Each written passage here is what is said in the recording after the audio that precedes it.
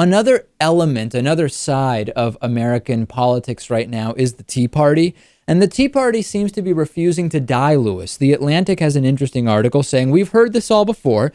The Tea Party was supposed to be dead. The Republican Party on the way to moderate repositioning after Obama's victory and Democratic congressional gains in November of 2012. Yet, less than a year after post-election Republican soul-searching supposedly occurred, radical forces pulled almost all Republican House and Senate members into at least going along with more than 2 weeks of extortion tactics, namely the government shutdown. And the article goes on to talk about how there are still big money funders and free market advocacy organizations that are still kind of behind the Tea Party. This is very interesting to me, Lewis, because when the Tea Party first rose to fame, I won't say rose to power because I would question how much power they ever really had, but when they rose to prominence, we said, and I think we agreed, Lewis, one of two things will happen to the Tea Party. It will disappear completely and not be talked about, or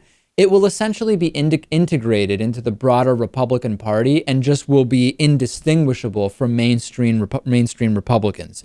And what's interesting is that while those things have happened, the Tea Party, more as an idea, has not disappeared. I believe the reason is because there is still a strong wing of the Republican Party that is obsessed with so-called freedom and libertarian type values.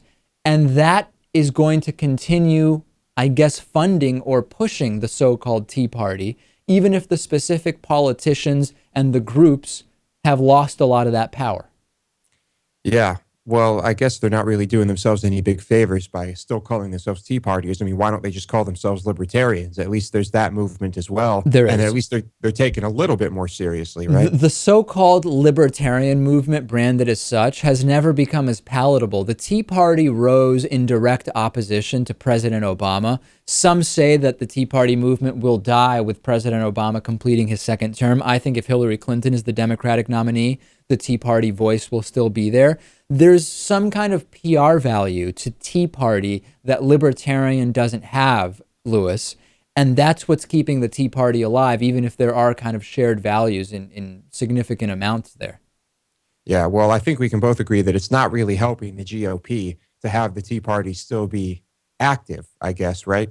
I think you're probably right. I mean, when you look at the Tea Party, the prominent Tea Partiers in the Republican Party, people like, I don't know, Rand Paul, Ted Cruz, I think we could call a Tea Partier. There's definitely a rift between them and people like Chris Christie. At the same time, though, Lewis, I don't know that Chris Christie is viable nationally for Republicans. So while there is conflict there, I don't actually know that putting all of the eggs in the Chris Christie type basket is going to reap rewards for Republicans. I'll tell you what, if one of these Tea Partiers becomes the guy, the GOP guy, the candidate, they're not going to call themselves Tea Partiers anymore.